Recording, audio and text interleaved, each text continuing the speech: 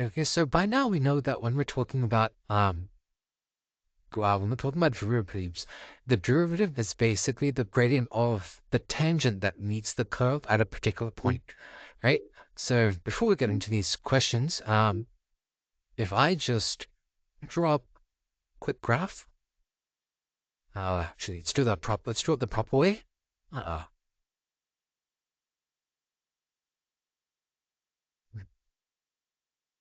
If I just draw up a graph like that, hey, and we've got a graph that looks something like this. Basically, when we're looking at derivatives, we're looking at, okay, say for example, at this point, what is the gradient of this tangent when it meets this curve? Or at this point of the curve, what is the gradient of the tangent that meets the curve?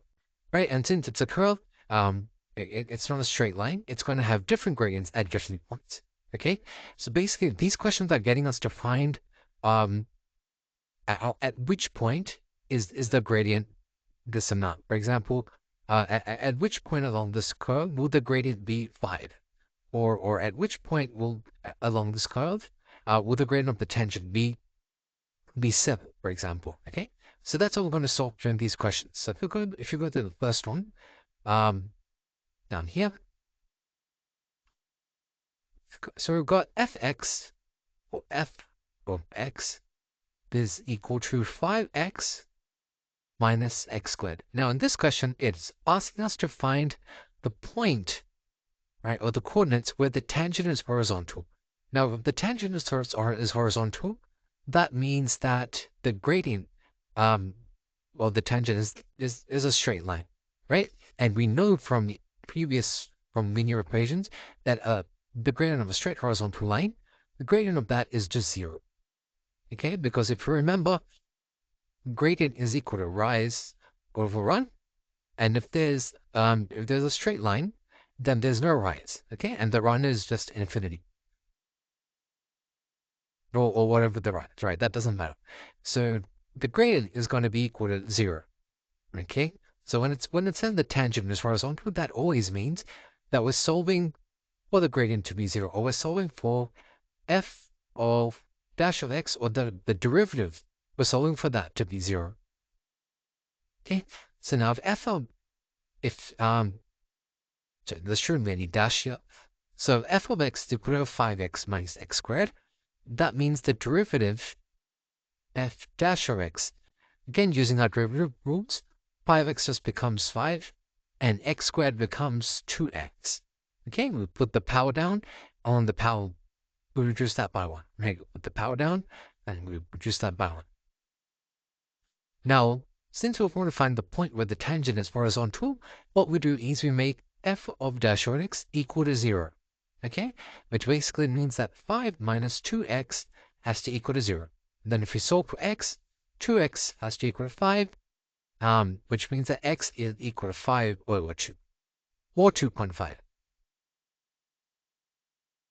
Okay, that means that this is the x coordinate where the tangent or the gradient is going to be 0. So this is the f coordinate. Now we can find the y coordinate as well by subbing this value into our fx function. Okay, so if we do f of 2.5 is equal to 5 times 2.5 minus 2.5 squared. Okay, and if we just calculate that quickly, 5 times 2.5 minus 2.5 squared gives you 6.25.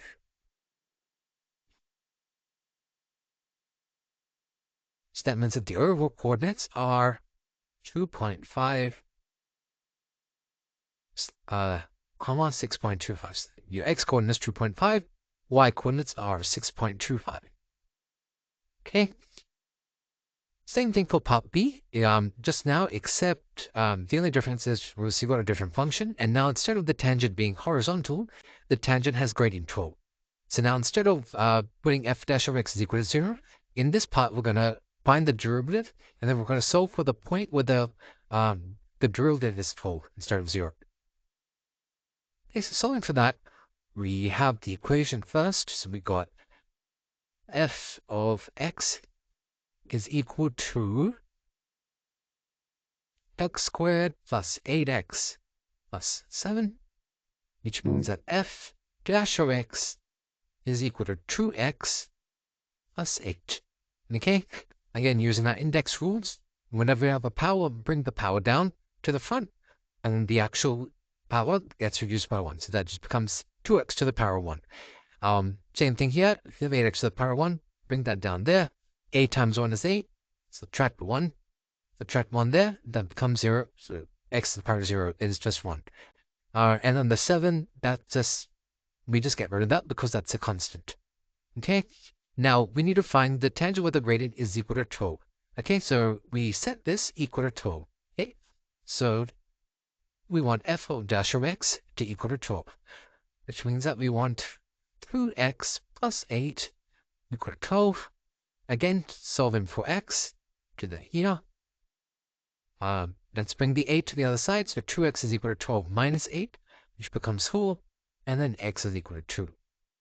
Again, subbing that into our fx to find our y coordinates as well. Remember, we don't want to, sometimes that's a mistake that people make, is that they just find the x coordinates, but we need to make sure that both find both the x and y coordinates by subbing the x coordinate back into the original function.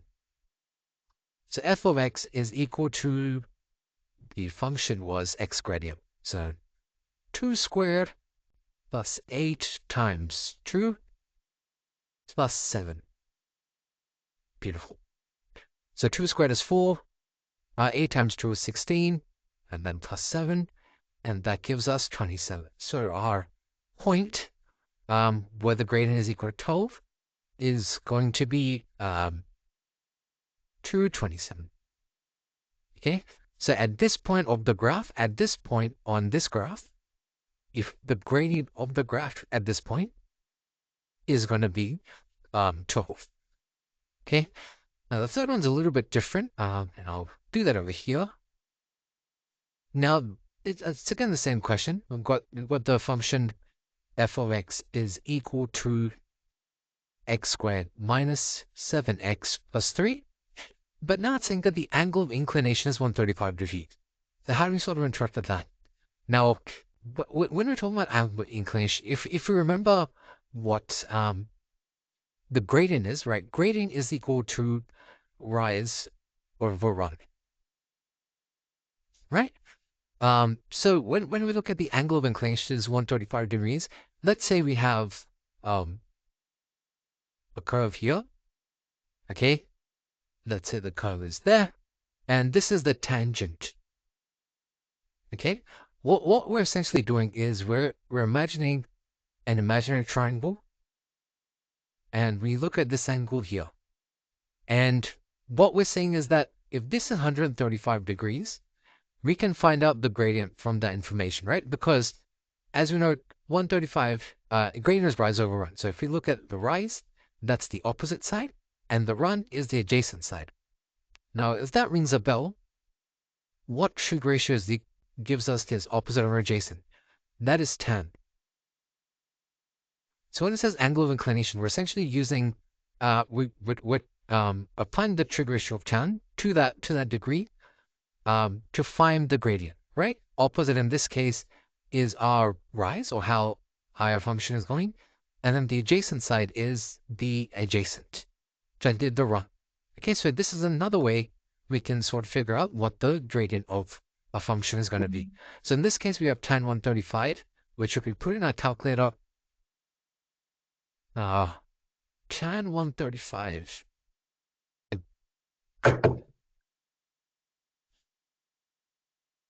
Tan 135 is -1.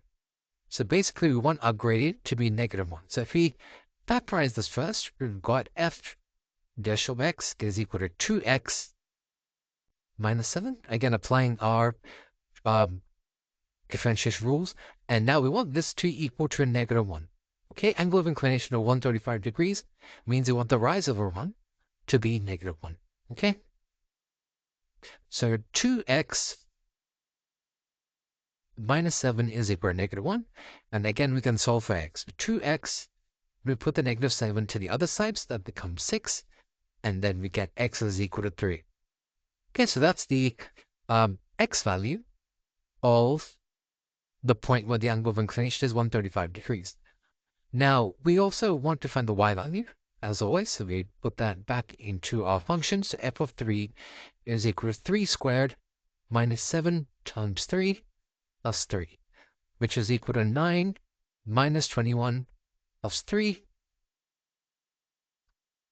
is 3, which is 9 minus 21 is negative 12, plus 3 is negative 9.